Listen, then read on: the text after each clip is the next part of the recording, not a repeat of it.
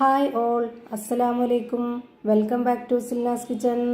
ഇന്നത്തെ recipe variety ആയിട്ടുള്ള ഒരു അടിപൊളി പലഹാരത്തിന്റെ റെസിപ്പിയാണ്. കുട്ടികൾക്കും വലിയവർക്കും ഒരുപോലെ ഇഷ്ടാവുന്ന, നമ്മുടെ വീട്ടിൽ വരുന്ന ഗസ്റ്റുകൾക്കൊക്കെ കൊടുക്കാൻ പറ്റുന്ന ഒരു അടിപൊളി ടേസ്റ്റി ആയിട്ടുള്ള നല്ലൊരു പലഹാരത്തിന്റെ റെസിപ്പിയാണ്. അതുകൊണ്ട് തന്നെ വീഡിയോ സ്കിപ്പ് ചെയ്യാതെ മുഴുവനായിട്ടും കണ്ടേക്കണേ. റെസിപ്പിയിലോട്ട് അടക്കുന്നതിന് മുമ്പായി സിൽനാസ് കിച്ചൺ ചാനൽ ആദ്യമായിട്ട് കാണുന്നവരാണെങ്കിൽ പ്ലീസ് ഒന്ന് സബ്സ്ക്രൈബ് ചെയ്തേക്കണേ. ഒപ്പം തന്നെ ഈ വീഡിയോസ് നിങ്ങൾക്ക് ഇഷ്ടപ്പെടുകയാണെങ്കിൽ ഒരു ലൈക്ക് ചെയ്ത് ഷെയർ ചെയ്ത് സപ്പോർട്ട് ചെയ്യാനും മറക്കരുത്. ഇനി നമുക്ക് ഇതെങ്ങനെയാണ് തയ്യാറാക്കുന്നതെന്ന് നോക്കാം. ഇതിനായി ഞാൻ ആദ്യം തന്നെ ഇവിടെ ഒരു പാത്രത്തിലേക്ക് 250 ml കപ്പിന്റെ അളവിൽ മൈദാമാവാണ് ഇട്ട് കൊടുക്കുന്നത്. 2 കപ്പ് അളവിൽ ഇട്ട് കൊടുത്തിട്ടുണ്ട്.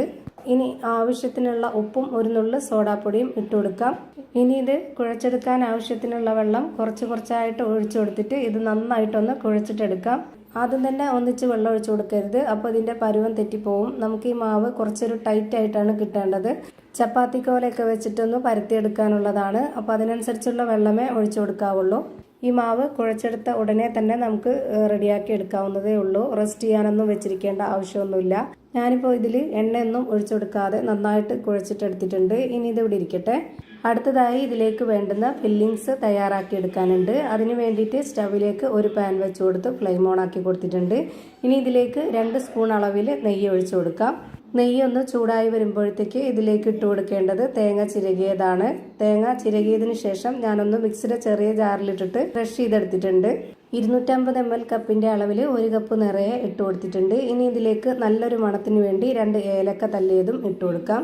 ഈ തേങ്ങയും ഏലക്കയും ഈ ഒരു നെയ്യിൽ ചെറുതായിട്ടൊന്ന് ചൂടാക്കി എടുക്കാം. അപ്പോൾ നല്ലൊരു മണവും അതിന് നല്ലൊരു ടേസ്റ്റൊക്കെ ആയിരിക്കും. ഒരു അരമിനിറ്റോളം നമ്മൾ ഈ ഒരു തേങ്ങയും നെയ്യും ഏലക്കയായിട്ട് ഇതുപോലെ ഒന്ന് ചൂടാക്കി എടുത്തതിന് ശേഷം അതിലേക്ക് ഇനി ഇട്ട് കൊടുക്കേണ്ടത് അവിലാണ്. 250 ml കപ്പിന്റെ അളവിൽ 1/4 കപ്പ് അവിലാണ് ഇതിലേക്ക് ഇട്ട് കൊടുത്തിട്ടുള്ളത്. ഇതൊരു മധുരത്തിന്റെ പലഹാരമായതുകൊണ്ട് തന്നെ നമുക്കിതിലേക്ക് ഇനി പഞ്ചസാര ഇട്ട് കൊടുക്കാം. ശർക്കര പൊടിച്ചതാണെങ്കിലും ചേർത്ത് കൊടുക്കാം, കുഴപ്പമൊന്നുമില്ല. ഞാനിവിടെ 1/2 കപ്പ് അളവിൽ പഞ്ചസാരയും അതിനെ ബാലൻസ് ചെയ്യാനുള്ള ഒരു നുള്ളു ഉപ്പും ഇട്ട് കൊടുത്തിട്ടുണ്ട്. എന്നിട്ട് ഇത് നന്നായിട്ടൊന്ന് ഇളക്കി കൊടുക്കുന്നുണ്ട്. ഇനി ഈ പഞ്ചസാരയൊക്കെ ഒന്ന് അലിഞ്ഞ് നമ്മുടെ അവലുമായിട്ട് തേങ്ങയായിട്ടൊക്കെ നന്നായിട്ടൊന്ന് അലിഞ്ഞു വരുന്ന ആ ഒരു സമയം വരേക്കും നമുക്കിതുപോലെ ഇളക്കി കൊടുത്തുകൊണ്ടിരിക്കാം. ഇപ്പോൾ ഈ ഒരു കൂട്ട് നല്ല ഒട്ടുന്ന ഒരു പരുവം വരെ ആയിട്ടുണ്ട്. ഇനി നമുക്ക് ഇതിൻ്റെ ഫ്ലെയിം ഓഫ് ചെയ്ത് കൊടുക്കാം. ഇനി നമ്മൾ നേരത്തെ റെഡിയാക്കി വെച്ച ആ ഒരു മാവുണ്ടല്ലോ, അതൊന്നും കൂടി ഒന്ന് റെഡിയാക്കി എടുക്കുന്നുണ്ട്. നേരത്തെ റെഡിയാക്കി വെച്ച മാവിൽ ഒട്ടും തന്നെ എണ്ണ ചേർത്ത് കൊടുക്കാത്തതായതുകൊണ്ട് കുറച്ചൊന്ന് ഡ്രൈ ആയിട്ടുണ്ടാവും. അപ്പോൾ അതിനൊന്ന് നമ്മൾ ഒന്നും കൂടെ ഒന്ന് കുഴച്ചിട്ടെടുക്കുക, അത്രേ ഉള്ളൂ. ഇപ്പോൾ നന്നായിട്ട് ഈ മാവ് റെഡിയാക്കി എടുത്തിട്ടുണ്ട്. ഇനി നമുക്ക് ഇതിൽ നിന്ന് കുറച്ചായിട്ട് എടുത്ത് ബോൾസ് ആക്കി എടുക്കാം. ഞാനിപ്പോൾ കുറച്ച് അത്യാവശ്യം വലിപ്പമുള്ള ബോൾസ് ആക്കിയിട്ടാണ് റെഡിയാക്കി എടുക്കുന്നത്. ഓരോരുത്തർക്കും എത്ര വലിപ്പത്തിലാണോ വേണ്ടത് അതിനനുസരിച്ച് റെഡിയാക്കി എടുക്കാവുന്നതാണ്. ഞാനിപ്പോൾ ഇതേപോലുള്ള വലിപ്പത്തിൽ ഒരു 6 ബോൾസ് ആക്കി എടുത്തിട്ടുണ്ട്.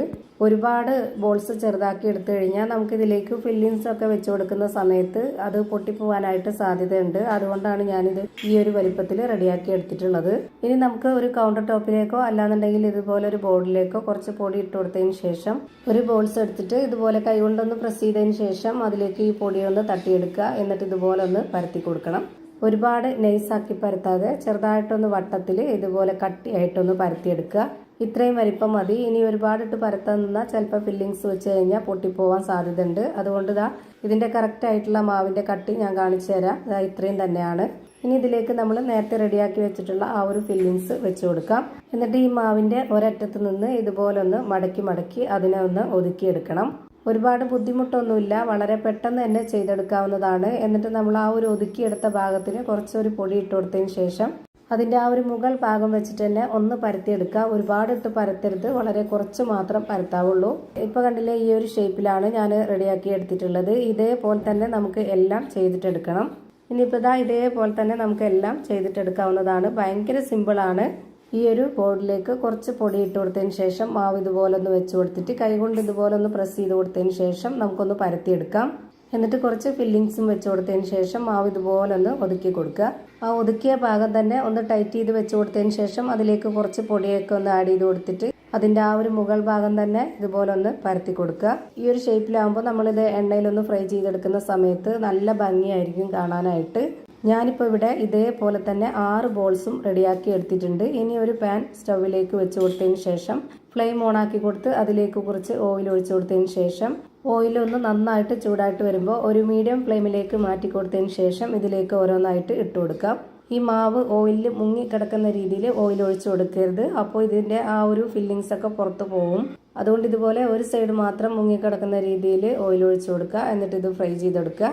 പിന്നെ ഇതിൻ്റെ ഫ്ലെയിം ഒരുപാട് കൂട്ടി വെക്കരുത്. അപ്പോൾ ഇത് പെട്ടെന്ന് കരിഞ്ഞു പോകും. പുറം ഭാഗം അകം വേവേയില്ല. അപ്പോൾ ഇതിൻ്റെ ഒരു ഭാഗം വെന്ത് കിട്ടിയിട്ടുണ്ട്. ഇനി ഞാനിതൊന്ന് തിരിച്ചിട്ട് കൊടുക്കുന്നുണ്ട്. മീഡിയം ഫ്ലെയിമിൽ ഇട്ട് കൊടുത്തിട്ട് ഫ്രൈ ചെയ്താൽ മാത്രമേ ഇതിൻ്റെ അകവും പുറമൊക്കെ ഒരുപോലെ നന്നായിട്ട് വെന്ത് കിട്ടുള്ളൂ. ഇപ്പോൾ ഇതിൻ്റെ ഒരു ഭാഗം വെന്ത് കിട്ടി. ഇനി മറ്റേ സൈഡ് കൂടി തിരിച്ചിട്ട് കൊടുത്തിട്ടുണ്ട്. അതുകൂടി ഒന്ന് വെന്ത് കിട്ടട്ടെ.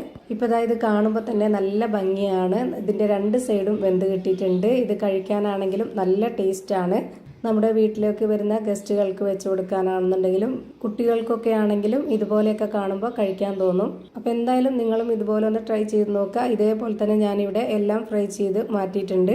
ഇനി ഇതിൻ്റെ അകം എങ്ങനെയാണ് ഇരിക്കുന്നതെന്ന് അറിയാനായിട്ട് ഞാനൊന്ന് കട്ട് ചെയ്ത് കാണിക്കുന്നുണ്ട്. നല്ല ടേസ്റ്റി ആയിട്ടുള്ള ഒരു അടിപൊളി പലഹാരമാണ്. എന്തായാലും ഒന്ന് ട്രൈ ചെയ്ത് നോക്കുക.